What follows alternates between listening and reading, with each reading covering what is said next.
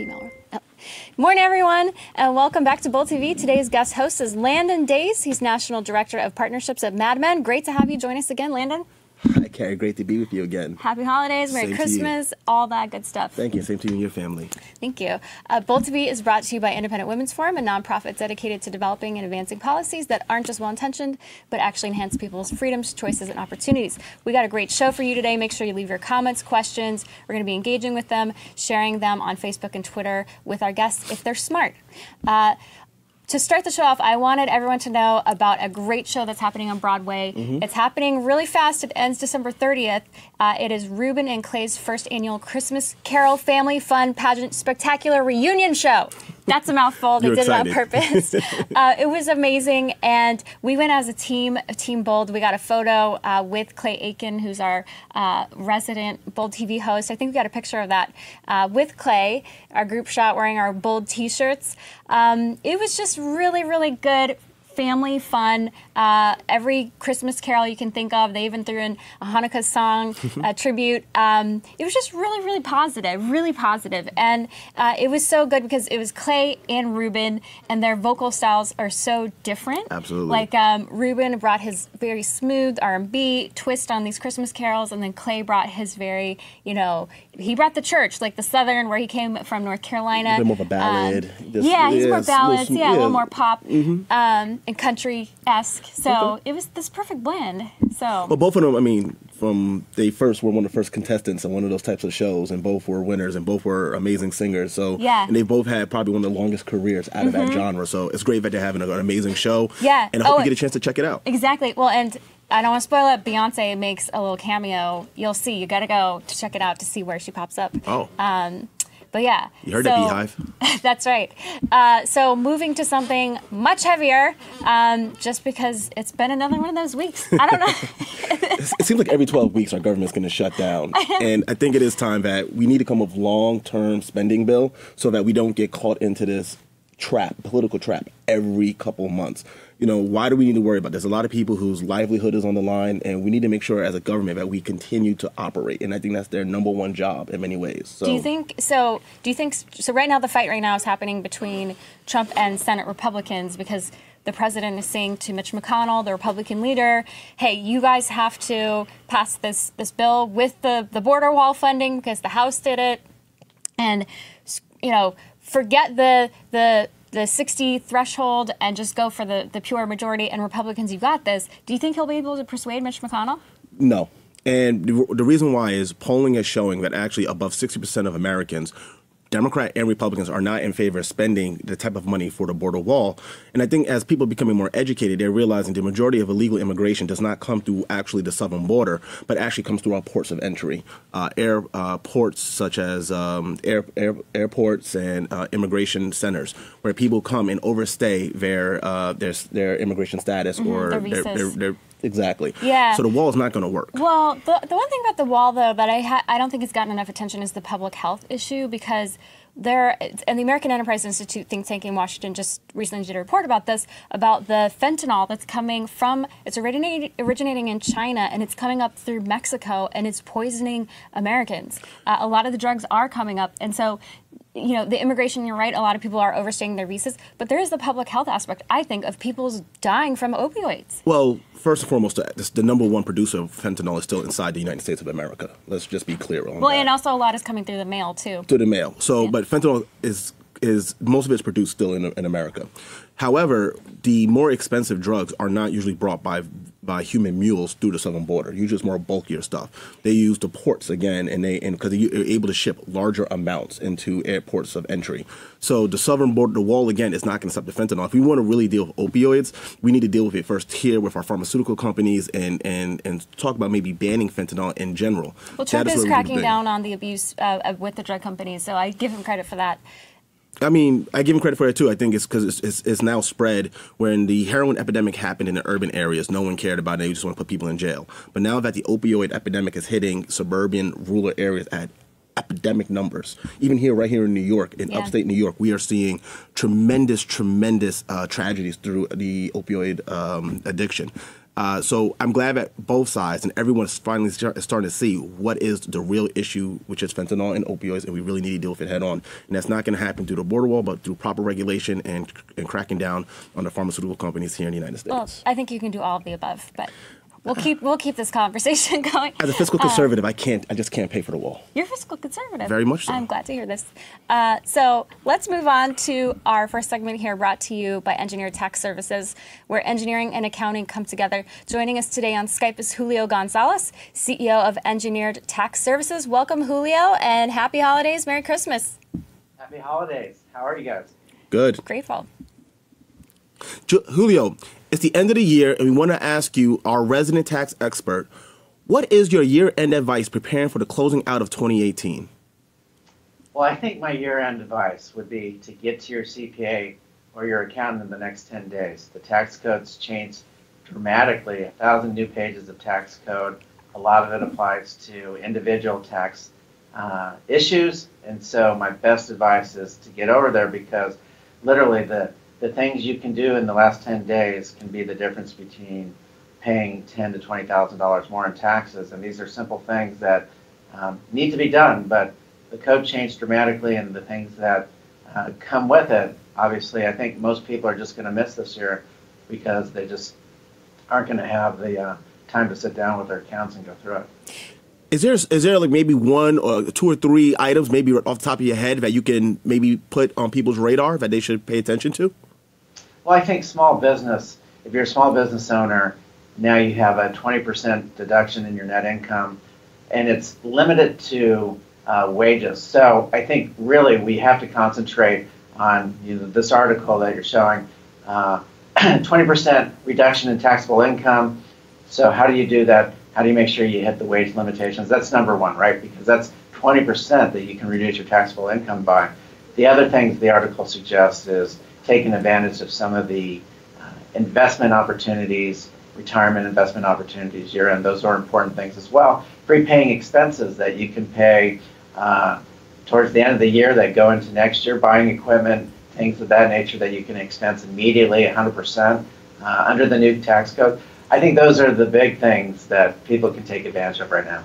And so what if you're not a small business owner? What if you're just an individual? Are there kind of common mistakes that you see or common deductions that people just leave on the table?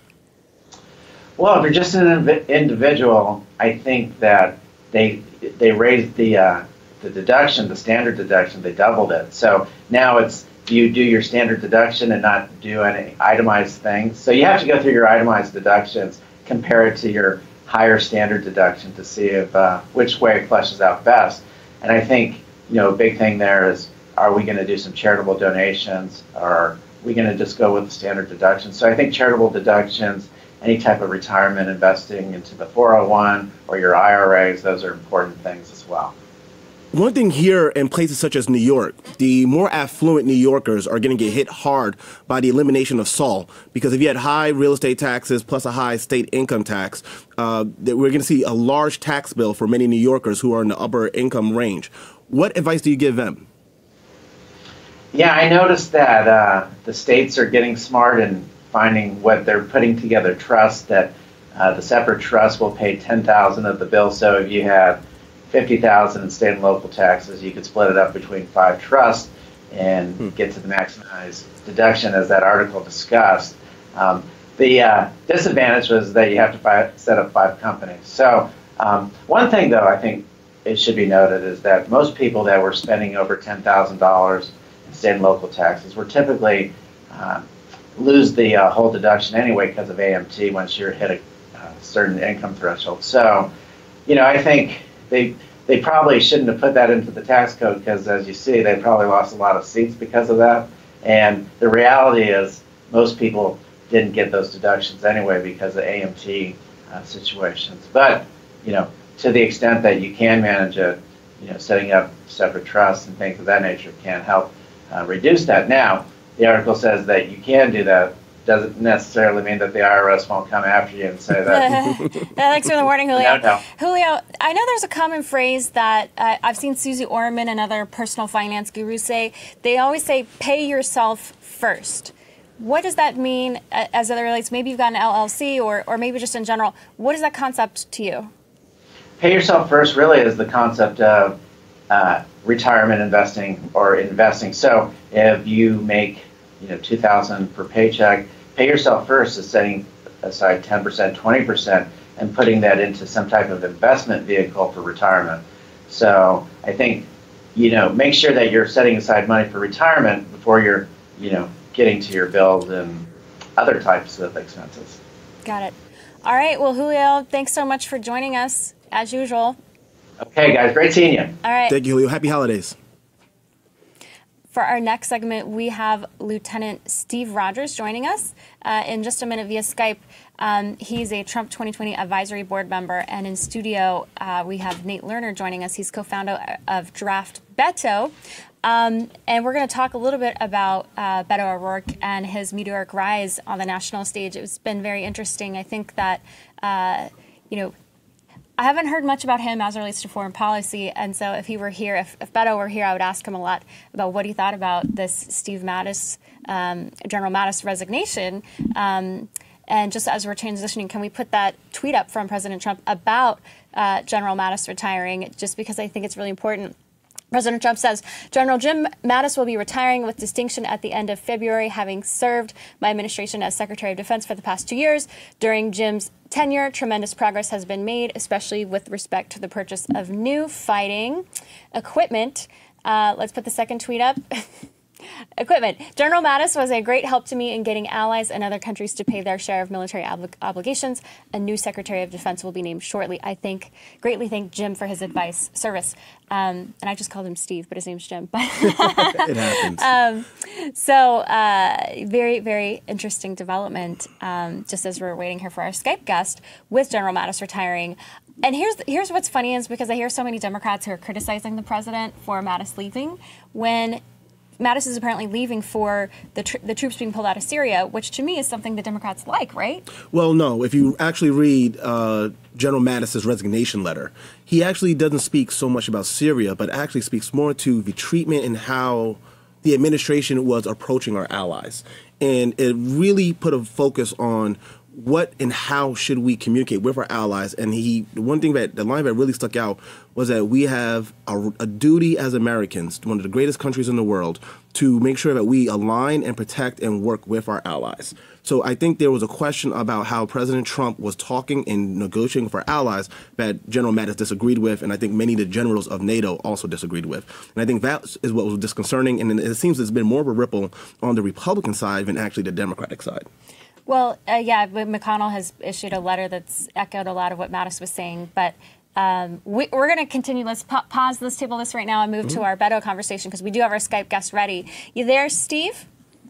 Yes, I'm here. Thank you. Welcome. And Nate, welcome to you here in studio. Yeah. Nate, can you tell us about the future of the Democratic Party post-midterms and how Beto ORourke fits into the future? Well, I think our future is extremely bright, as is Beto's. We had a historic victory in the midterms. We received more votes than any other party in the history of midterm elections. I believe it is over 60 million at this point. So it's extremely exciting to be a part of right now, how the Democrats are growing. And I think where Beto fits in is the energy he was able to create in Texas is now expanding nationwide. Our organization is based in New York. A lot of our leadership team is spread out across the country, and it's very reflective of the kind of grassroots energy it's building for him this early, which is really unheard of. So do you think maybe it's peaking a little too early? Because something I've already seen on Twitter, and it's probably coming from the left of Beto, is attacking some of his voting records, where they said that he had some votes that went with Trump or with against the ACA and a couple other things. It seems that, as usual, Democrats have to fall in love where Republicans fall in line, and it does seem that some people are saying that he is not the perfect Democratic candidate, such as, in some people's views, like a Bernie Sanders. Right. Well, I think there's no perfect Democratic candidate, even though we have a great field, and I'm really excited to see all the candidates we have on display. We have a really strong bench. None of them are perfect. You can nitpick all their records, all the things they've said at some point. Is not going to fall in line with everything that everyone believes. But when you look at Beto's ability to unify the base and to also bring in new voters, that's really unparalleled. And we don't see that in any other candidate right now. And it really is very reminiscent of John F. Kennedy and even Barack Obama to an extent, because he's just so strong when it comes to connecting with voters from all backgrounds, from all across the country, and from all different areas. And that's really what the party needs right now. You know, our progressive base is fired up. That's great. We want them engaged. We want them involved. They're definitely excited about Beto. But there's also, you know, less involved voters who are less engaged, who we need to turn out, and who did not turn out in 2016 is a big reason why we lost. And then also getting those Obama-Trump voters back as well. And I think Beto is certainly the right man for the job. Well, speaking of Trump, let's bring Steve in since he is on President Trump's 2020 Advisory Committee. You just heard from Nate saying that he's trying to attract and pull over some of those, Bernie Trump voters. Are you going to let that happen? I mean, what's the strategy for someone who, he raised $38 million. He obviously has tremendous chops for raising money. Are you scared of Beto O'Rourke? To begin with, I'm watching history repeat itself. Back during the days of Ronald Reagan, I remember President Reagan saying, who was a Democrat, by the way, he said, "I did not leave the Democrat Party left me." And this is exactly what's happening again. The Democrat Party is now becoming a socialist party. It's a party that is going to collapse. There are millions of conservative Democrats that are now very weary of the direction the Democrat Party is going in. And so we're going to see a reversal of what happened during these last congressional elections rather quickly. I could tell you that with regard to the strategy that President Trump is going to use, it's going to be the same strategy we used when he originally ran for office.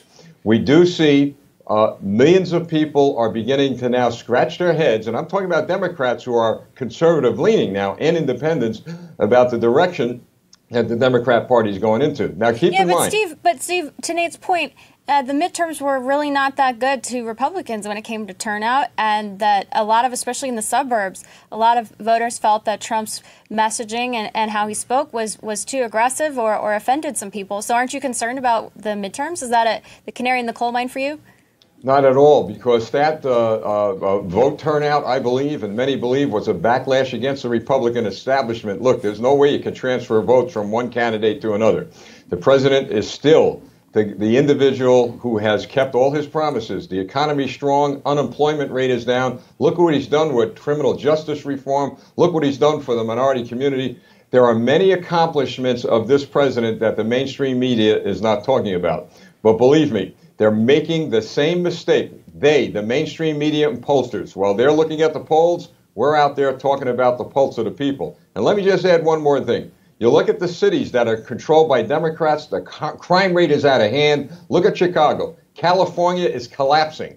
Baltimore is a mess. All these cities with all these troubles are controlled by Democrats, and the people who are Democrats are getting wise to this. Steve, a couple things. One, the Chicago narrative is false, because actually the most crime-ridden cities are actually mostly in Republican states, such as St. Louis, Mississippi, Biloxi, Jackson, Mississippi, New Orleans, Baton Rouge, Louisiana, which is also having a current health crisis. So the narrative of Chicago and Democratic leanings and crime going up is actually false. And in major cities, crime is actually at historic lows, and that trend has been going consistently since 2006 to 2008.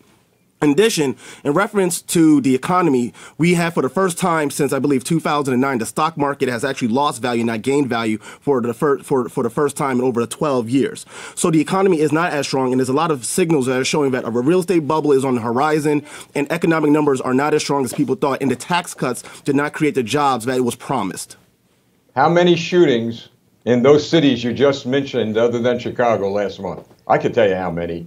Probably 3, 4, maybe. Chicago, a dozen a week, 2 dozen a week.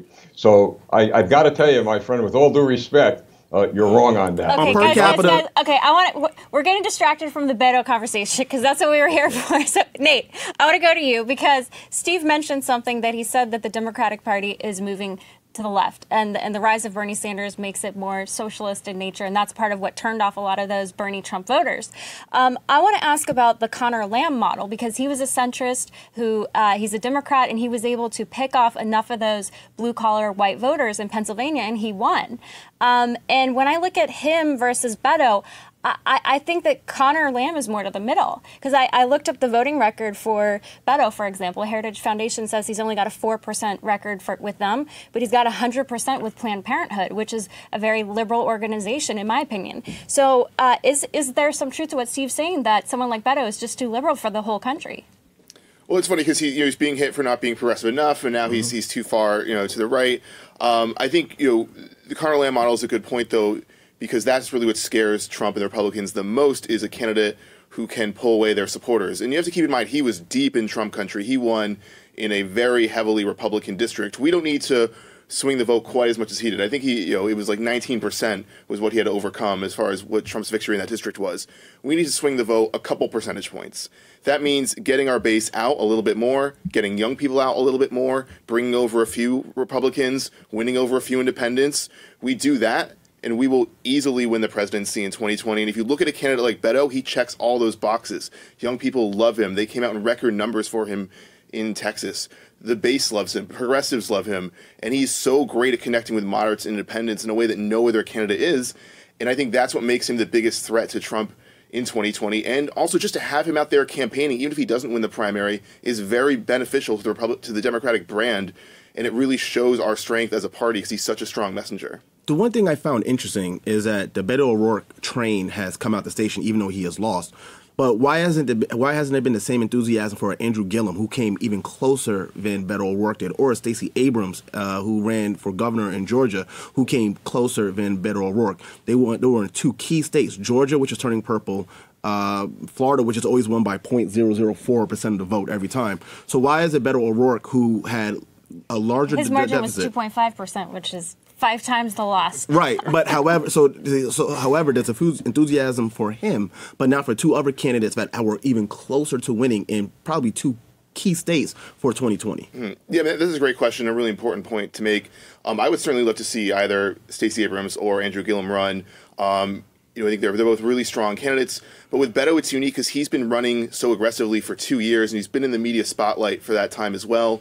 He's just so well known nationwide. He's this really unique name recognition, where even in Iowa, they're polling voters in Iowa, and he came in third right after Bernie and Joe Biden, who have been even larger figures for even longer time. Something about him just really does inspire and connect with voters in a way that we haven't seen before. And as much as I love Andrew Gillum and Stacey Abrams, to be honest, I personally didn't come across them as much on social media and the content that went viral. Beto went viral time and time again. He really understands how to tap into that. And that's he's also held, he's a congressman, so he's held federal office, and neither Stacey Abrams nor Andrew Gillum have held federal office.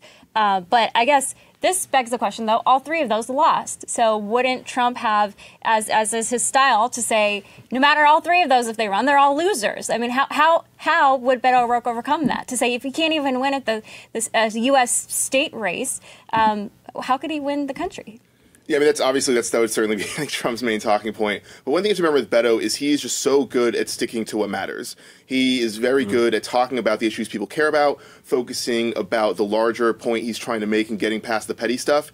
Keep in mind, he ran against the Republicans, arguably their second strongest candidate, nationally, and one of their dirtiest candidates as well. Ted Cruz is very very hard candidate to run against. He's a very dirty team. They're very talented, but they run a tough campaign. And he came out cleaner at the end. He came out more popular.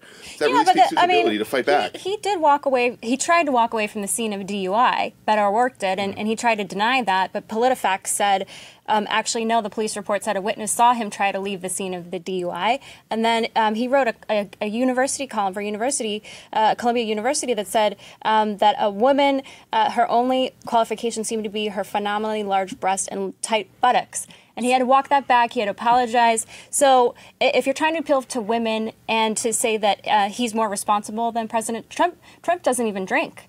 So what's the response to those? Yes, but President Trump might not drink, but he grabbed him by the I'm just saying.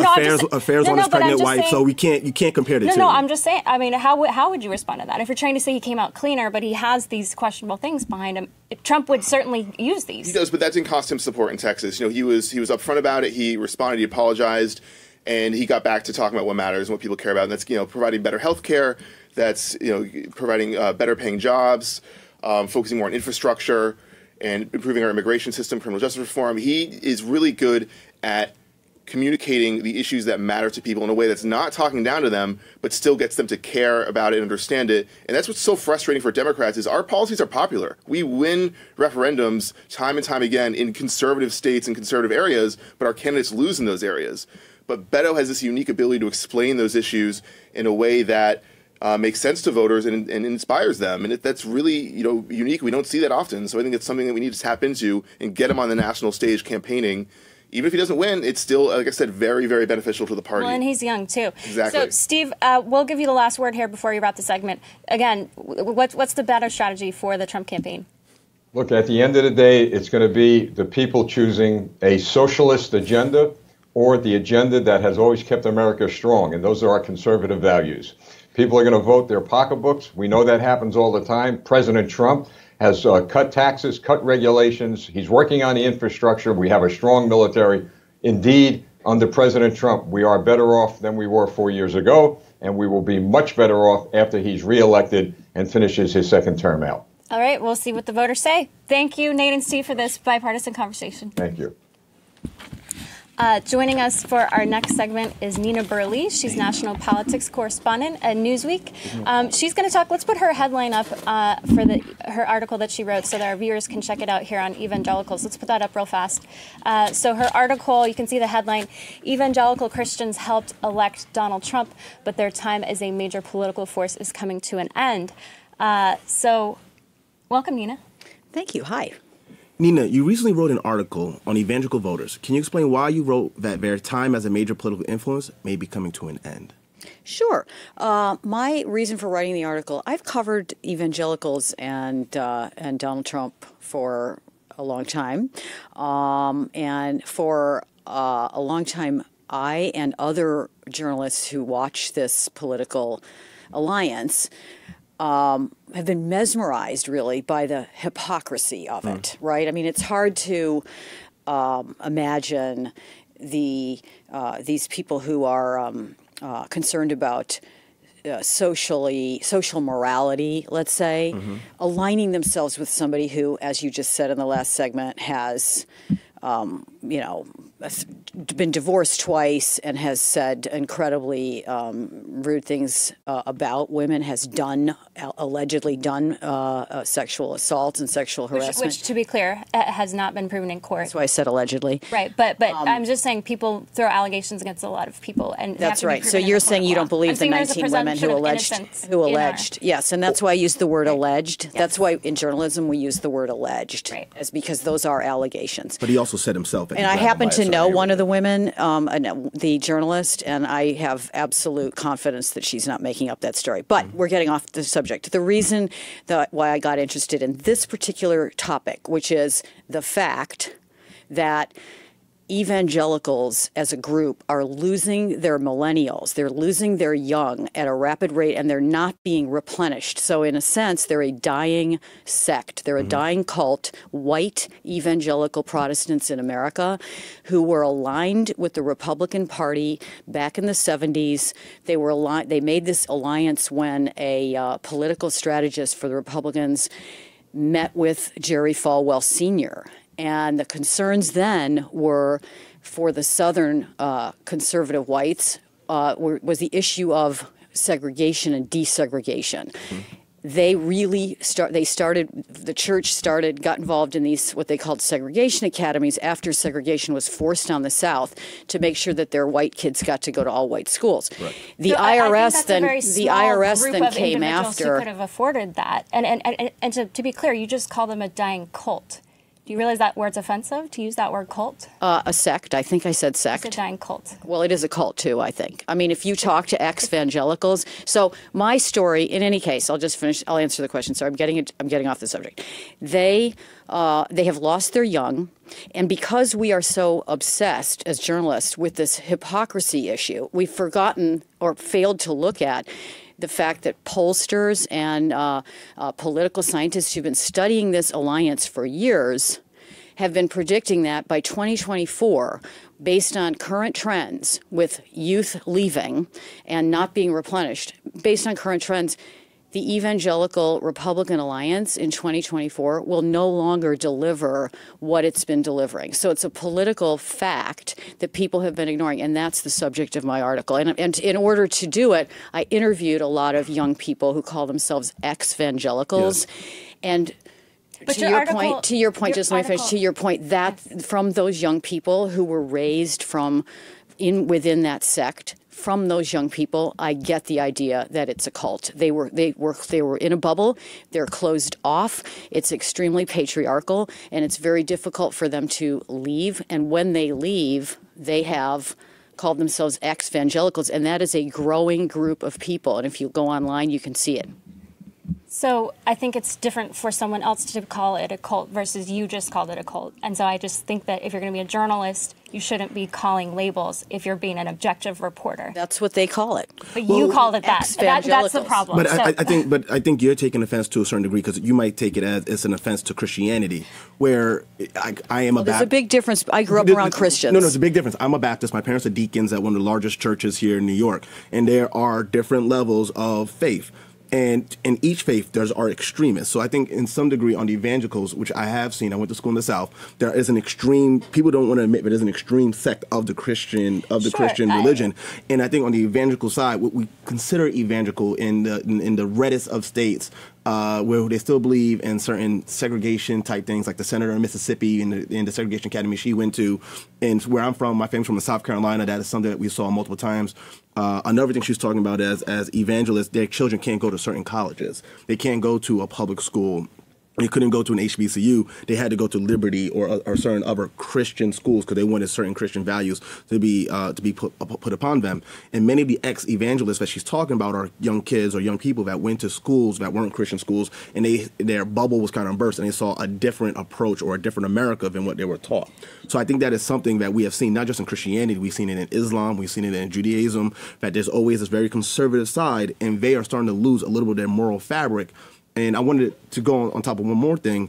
I think evangelist leaders are losing a little bit of sway because some of their membership and some of my friends who are, I think, on the more conservative side, they're saying, how can you support someone such as President Trump whose moral fabric goes against what you preach every day in the church? And that is something I think is becoming a reckoning also in 2020 for President Trump. That has speeded up the exit. Yes.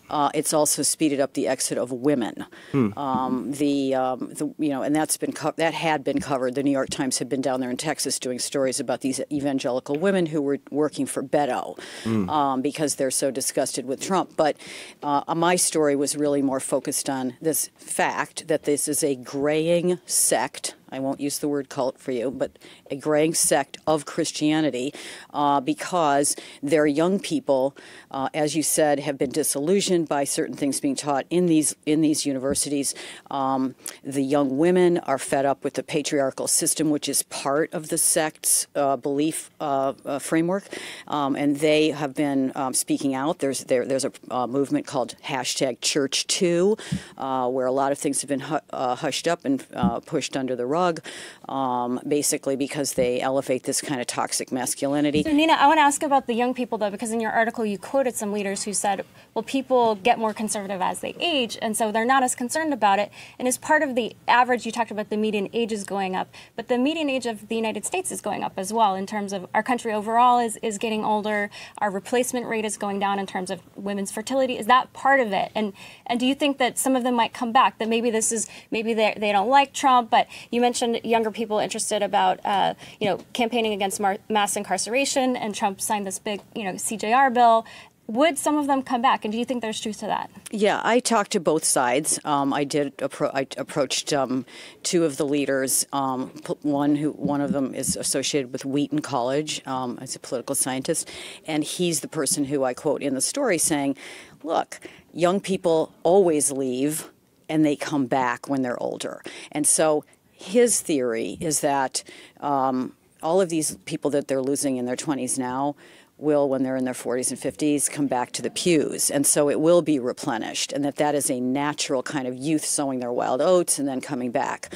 And that may well be true. But I think there is at least if you talk to these ex-evangelical young people, there are certain tenets of the sect that they are no longer associated with. For example, gay marriage, huge issue for young people, completely different from the way our generation, our parents' generation, looked at this, right? It's just completely different. It happened in one generation, and these are people who are in this sect, and they're not following the line, and they're probably never going to go back to that. We've seen that. We've seen that in the Black church, for instance, where the Black church has had declining attendance also, and part of it was the church had to evolve. And gay marriage was a big part of it, or accepting your gay parishioners, because what we have found in our churches is that gay parishioners were one of the more committed members who tithe and come sing in the choir or volunteer more than some of their heterosexual partners here at the church. So it had to be an evolution. I think one thing about the new generation or the young generation, my nephews, my son, is that I think they're going to be one of the more empathetic.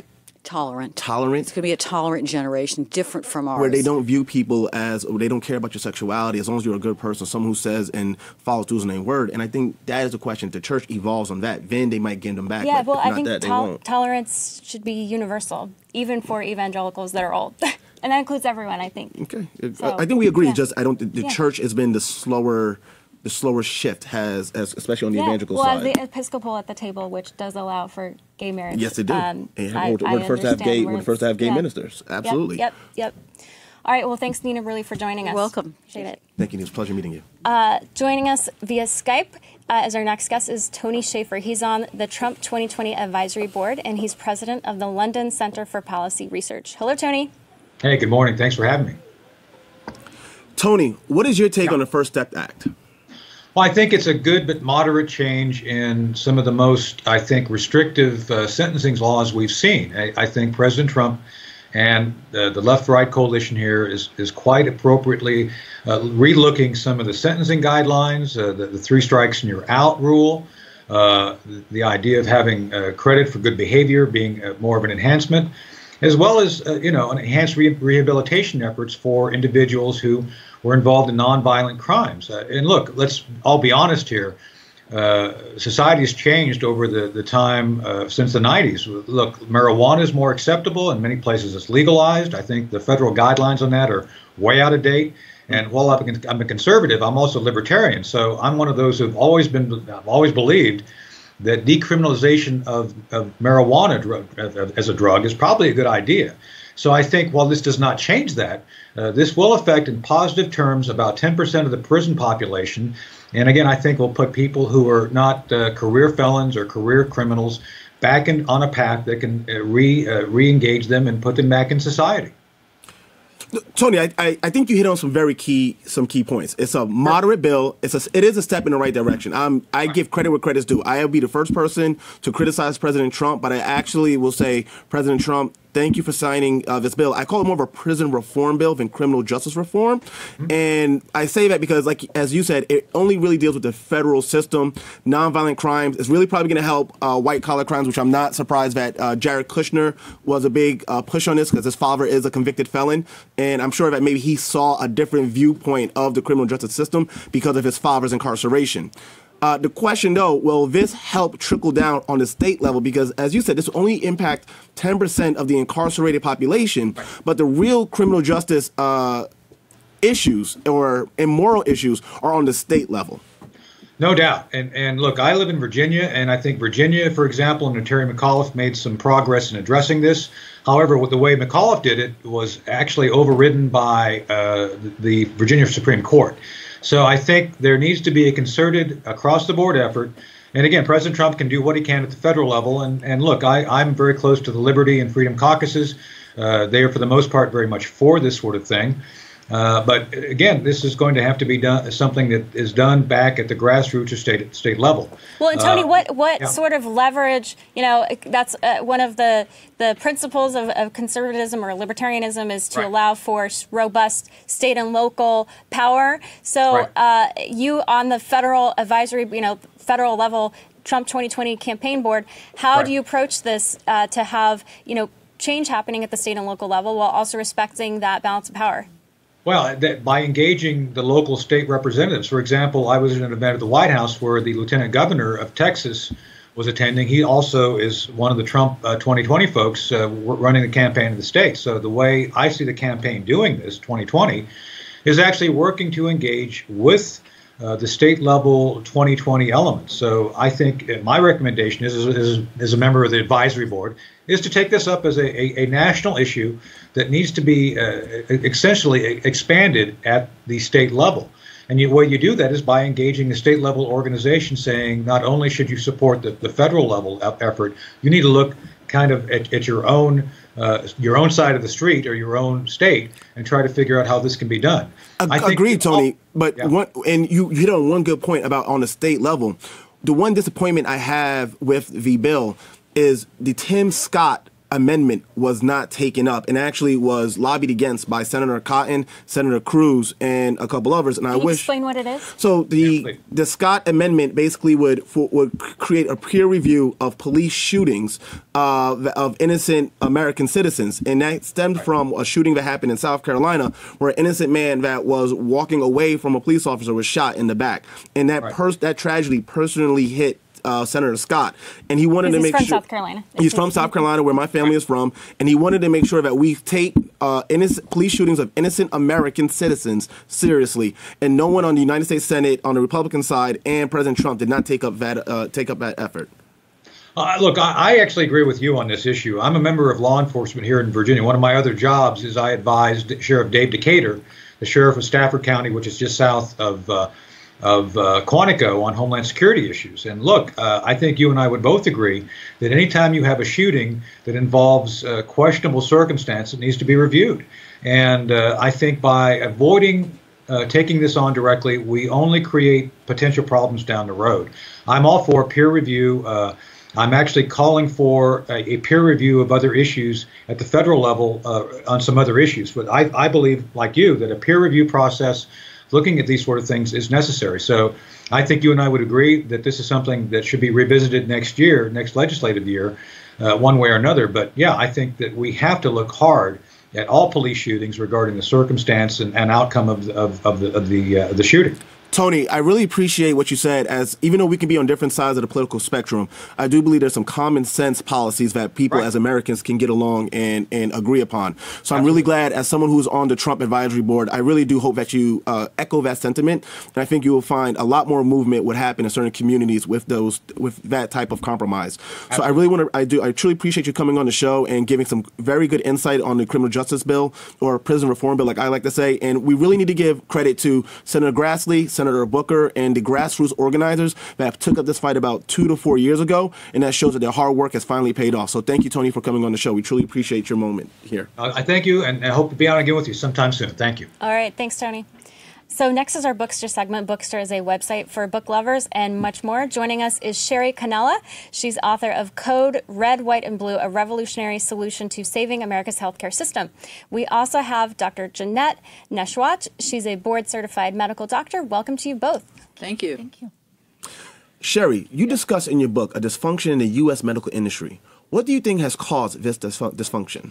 Well, I think it started, coincidentally, about 45 years ago, this time of year, when President Nixon signed the Health Maintenance Organization Act in 1973. And ever since then, it's been this downward spiral. So what was of the bill that has started a downward spiral? Well, before then, it was illegal for healthcare companies to make a profit. And now, in 1973, what happened was insurance companies, in an effort, I think, to reduce healthcare costs for our country with Medicare and Medicaid, started setting up standards, a criteria, if you will, a protocol that physicians, when they saw a patient, would meet before they, could then administer treatment or go on to the next stage. And so by doing that, there's codes. It's a very complex system, which I try to lay out so the average person could understand how it works and who sets the rates, which is CMS, for all the other private insurance companies to follow. And that being said, I think it was positive efforts that people were trying to make that, in theory, when you look at it, it looks great. But then when you go to put it into action over time, it can create this mess. And so that's where we are now. And I think as a I want to give the doctor a chance to respond. I mean, to the book's point, so you're arguing for a single-payer healthcare system. I am. What's your take on that? So first of all, I just want to commend Shary for being proactive, taking initiative, and trying to make a positive difference in the lives of many, many people, and sometimes a life-changing difference. But, you know, we do live in a country that, you know, economic success thrives on competitive markets and capitalism. But, you know, as a doctor, what I care about most is I want my patients to have affordable, accessible, high-quality health care. I mean, we have the most advanced medicine and technology in the world, and there's no reason why patients should be denied health care because they can't afford it. There's no reason why they need to choose between food and medications. There's no reason why patients should go into financial ruin because of the cost of health care. So we definitely have to make changes. It's difficult, as you've seen this past few years, to do that, but you know, we just have to put our best foot forward and do what's best for patients. Patient first, as I always say. Yeah, so my take is I thought that the reforms were not strong enough that Richard Nixon did. I wanted to see more competition, and the reason why we have the best technology is because we have competition, we have innovation, we have R&D, and I think LASIK is a great example because LASIK isn't covered by most insurance, and therefore it is a pretty pure, almost pure free market, and the prices of LASIK have gone down, down, down, and down, and quality has gone up and up and up and up, and that is really, I think, a great model for us to look at. And yes, we need to have provision for people who are poor, disabled, and cannot afford it. And I think that's what Republicans were trying to do when they set aside the high-risk pools. But the system, I mean, it's just, I don't know what the compromise is because I'm totally opposed to single payer, and you're totally opposed to free market. So it's like, I think what we have right now is sort of in the middle anyway. Well, I think the thing that concerns me as someone like this doctor here that works in the trenches is the co-pays. Mm-hmm. And she was telling me a story about her friend, unfortunately, that was diagnosed with cancer. And sure, insurance paid 80% of $500,000, so he had to still come up with thousands and thousands of dollars. That's just unrealistic for so many people. So, and this happened to a colleague of mine, and we make a good wage. And even though we had great insurance, when he was diagnosed with a horrific, aggressive, rare disease, you know, he fought it for 2 years because he had 4 kids, 3 to 13 and a wife of 15 years. And, you know, when I interviewed him, and I still have his recording because it makes me cry every time I hear it, he was concerned about his fight to be able to walk his 3-year-old daughter down the aisle. That was leaving his family, you know, hundreds of thousands of dollars in debt, and he didn't know how they were going to manage. As a son of a mother who's a 3-time breast cancer survivor, there is no question that if my family was not more, if we were not in our current economic situation, my mother would not be alive. And that is what you're talking to is to the everyday American who doesn't have more than $1,000 in their savings account. Basically, is a sentence of death if we do not improve our health insurance program. It's not about full free market because health is not about free market. If you are a true pro-life person, this is about pro-life. It's about people who are actually walking on this earth, giving them an opportunity to live, and that is something I think is a right that all Americans should have. Now, is single payer the answer? I don't know, because this is a very complex issue. However, we really need as Americans to look at our moral fabric and our own souls and really look at how we can improve this for everyone, because it impacts all families. I think it really gets to the cost. That's the theme that I'm hearing across the board is the thing of cost. And Obamacare, which was just arguably struck down in the courts, it tried to move us closer toward a single-payer system, and we saw the cost skyrocketed. I personally saw, not to mention I lost my doctor, so Obama lied to me and said I could keep my doctor when I moved from a nice, secure job to being self-employed. I lost my doctor. Also, my insurance premiums they went up by double digits. And so it had the exact opposite effect of trying to lower costs. So I think we all at the table have the shared goal of trying to lower costs. I think that the outcomes are very different from the intention as we have tried to move to single payer. And I think that's where, I mean, the devil is in the details. Right, but you might have lost your doctor, but you're not. It is also more expensive. You're not looking, but there's two things you're not looking at also. Your doctor could have also chosen to have the insurance program that you were on and accept it. So it's not that you lost a doctor. The doctor chose not to carry your insurance. Right. So that's I understand it was the politics of it, but in the policy of it, that's what really happened. Right. The second part of it, yes, premiums went up, but then you have to also look at what were your co-payments. What happened was they raised the floor of what the minimum service of medical services was supposed to be provided.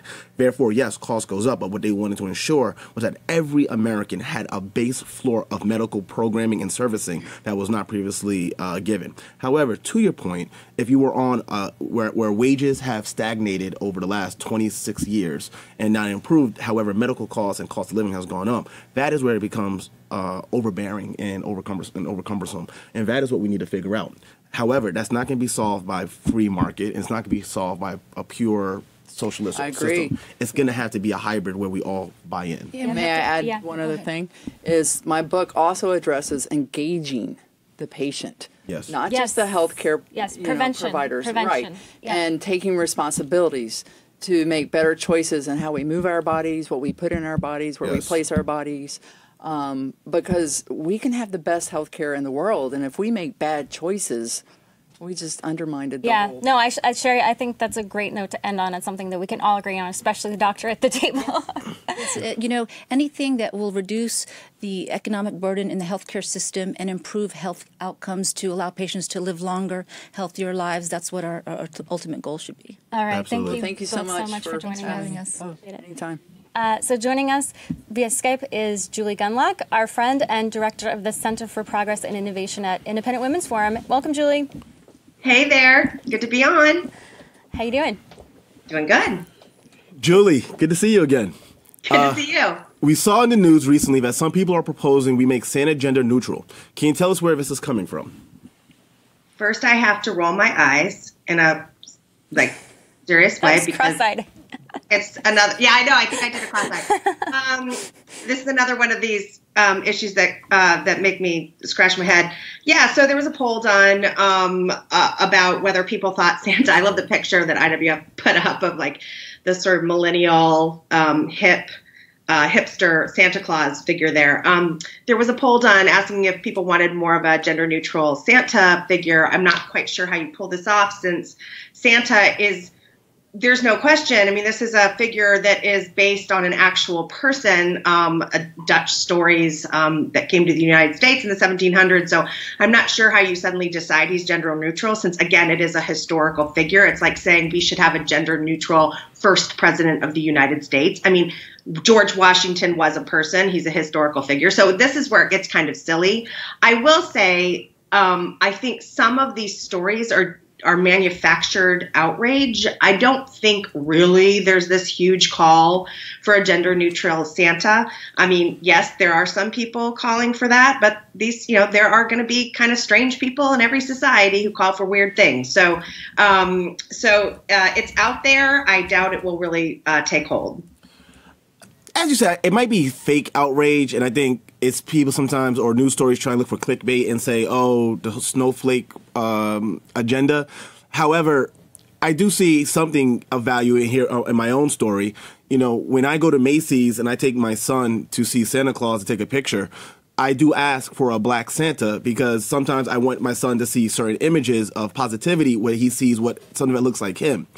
And I remember some people were outraged by that. And my argument to them was like, look, yes, Santa Claus is based on Kris Kringle, not St. Nicholas, to a Dutch pagan tradition and not Christian tradition. So I think, therefore, we have a right to mold Santa Claus on how we want to envision Santa Claus.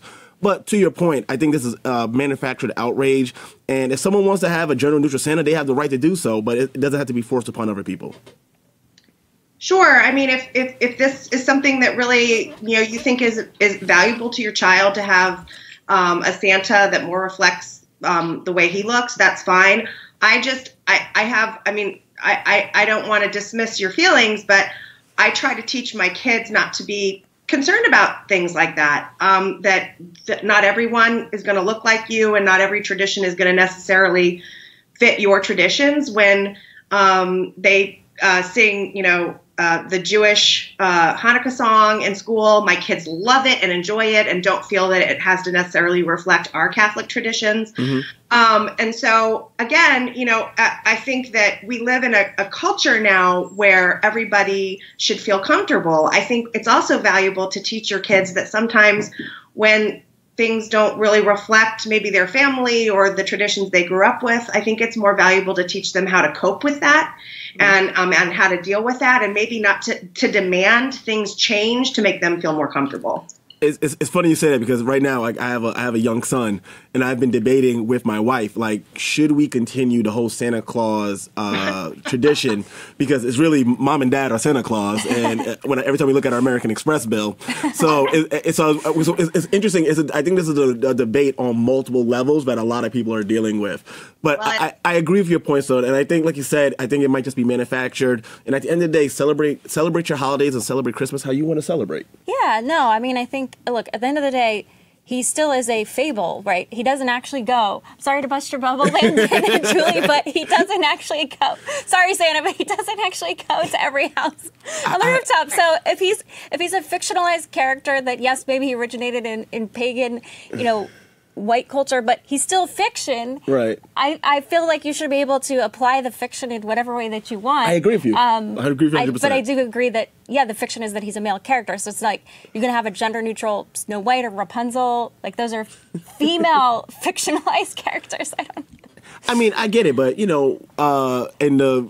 in the recent, I think, Wreck-It Ralph, she says all the, like, oh, does a prince save you? And she's like, why does a prince have to save me? I'm a princess of my own right. I can save myself. But I think we all agree here. At the end of the day, it's about what makes your family happy on the holidays. To me, my mom called me today. She's like, son, make sure you pick up the turkey, brine it for me. I'm going to make the stuffing. I'm making German chocolate cake. It's the traditions of your family. And at the end of the day, it's how you want to celebrate your holidays and your Christmas. And that's why from here, I think me and Carrie can both say, Merry Christmas, Happy Holidays, Happy New Year to everybody out there. And celebrate it with your family and friends as best as you can. Yeah, I agree. I think, though, that we do have to recognize that in our culture, there is a push to destroy certain, and not to be overly dramatic, but to destroy certain traditions that are much loved that may not fit in with today's more modern woke culture.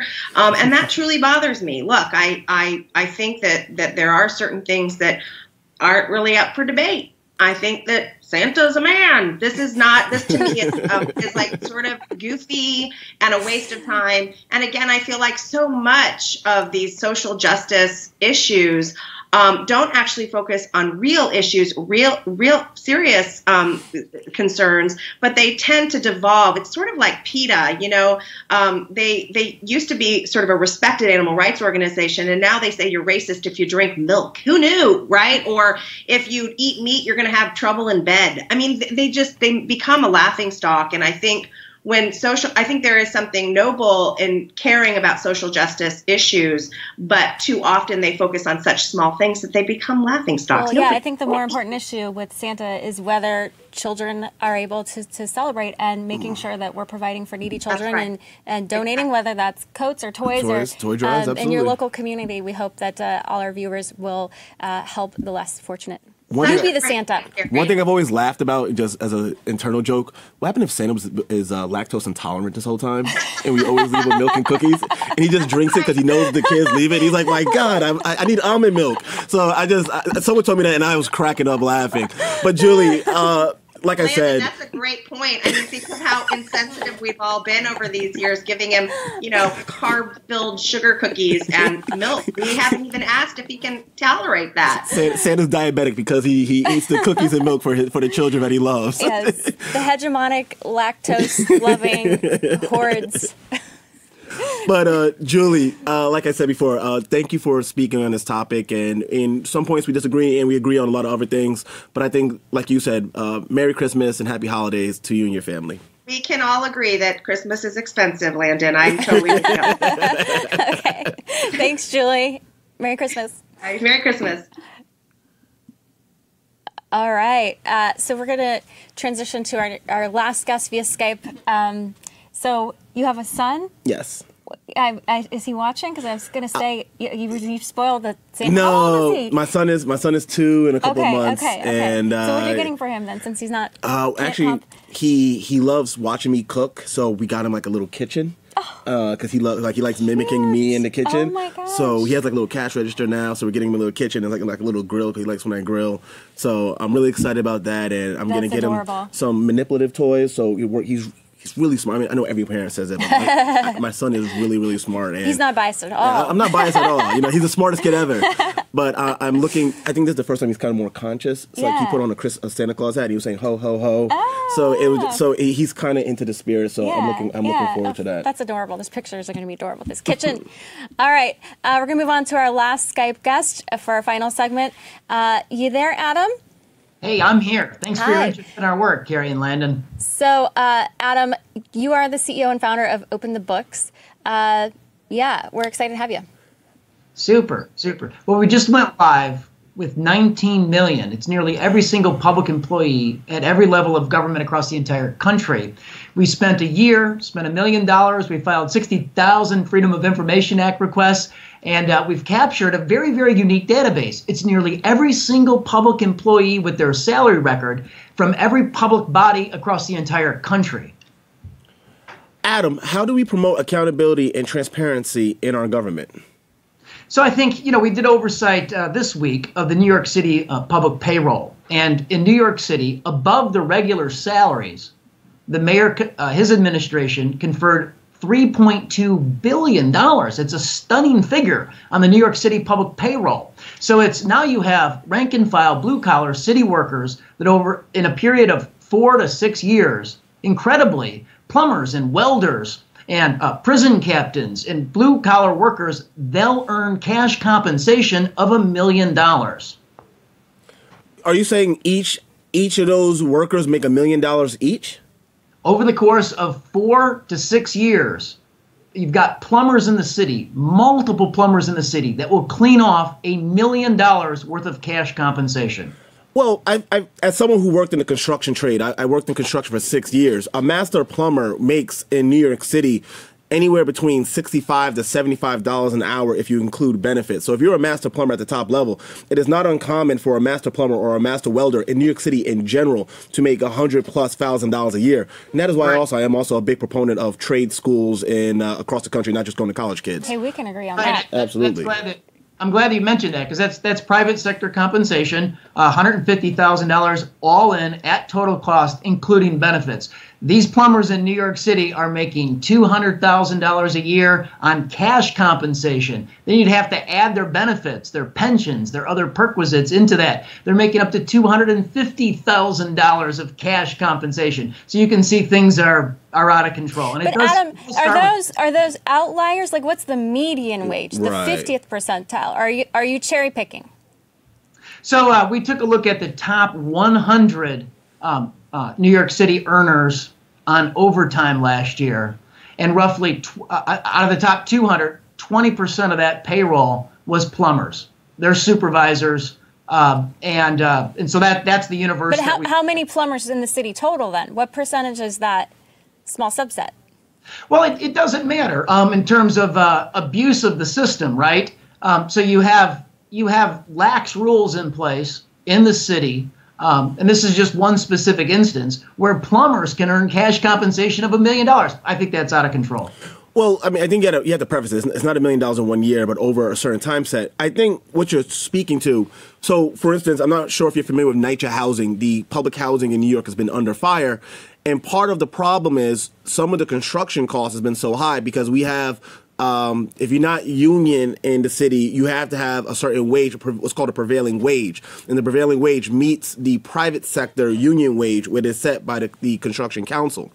But I don't disagree with you. I do think there are some administrators within the New York City government that are definitely overpaid if we look at the work product that they provide. But as we look out across the country, Landon, as we look out across the country, there's 83,000 six-figure public employees just in the city of New York. Let's put that in perspective. In the entire state of Florida, at every level, including the federal employees, there's only 50,000 six-figure public employees. So New York City, certainly, that $3.2 billion of extra cash on top of regular salaries, that's a situation that's in need of reform. Look, I'd be the first person to tell you, I do believe there needs to be some reform in waste. And I can first start off there in the military and in our military spending, where we spend $200 for one single nail. And so there's stories of inefficiency in federal government, state, and local. New York, we also have to, in retrospect, is also one of the largest single municipalities with one of the largest budgets in the entire world, not just the United States.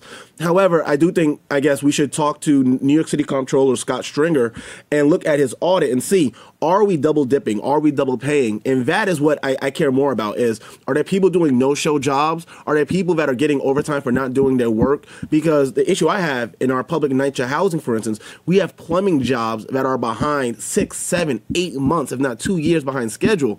So my question is, if they're getting paid for all this overtime, why aren't they getting the job done? I'd rather them get the job done than worry about what someone brings home in their own paycheck. Well, I think you've got to get the job done, and you've got to get it done without waste and inefficiencies. In the city, you've got guys driving trucks making up to over $200,000 a year. These are the people that are running the backhoes, clearing the snow. I mean, that's just another symptom of how broken the payroll system is and the lack of control. Well, Adam, you also mentioned the pensions. I know that's a big issue. We should have you back just for that issue alone, because that's something that has caused a lot of problems, for example, in Chicago, in the state of New Jersey, in Connecticut. Rhode Island was able to reform their pension system and put it on a more fiscally sustainable track. What did you see in your report as it relates to the pensions, and what recommendations do you have? So in addition to the 19 million public employees' salaries that we've captured, we've also captured about 3.7 million pension records. Now, at the federal level, incredibly, pensions are not subject to the Freedom of Information Act. So when you go retired as a member of Congress, incredibly, that's considered private information on what. Wow, why is that? Wow. Congress did that for themselves? What a surprise! It's actually for every federal public employee, but Congress is loath to reform it because they don't want their pension being subject. But who put that in place? That was Congress, or that was at the executive level for rulemaking? Who put that in place? Congress. We need a law to make federal pensions subject to sunshine. Yep. I think we agree with you on that. We're going to leave on that note, Adam. Come back and we'll talk about that law. Super. I look forward to coming back. Okay, thanks, Thank you, Adam. Happy holidays. And thank you all for joining us here today on Facebook and Periscope. Don't forget to like our page, Bold TV, and follow us on Facebook, Twitter, and Instagram at Bold TV.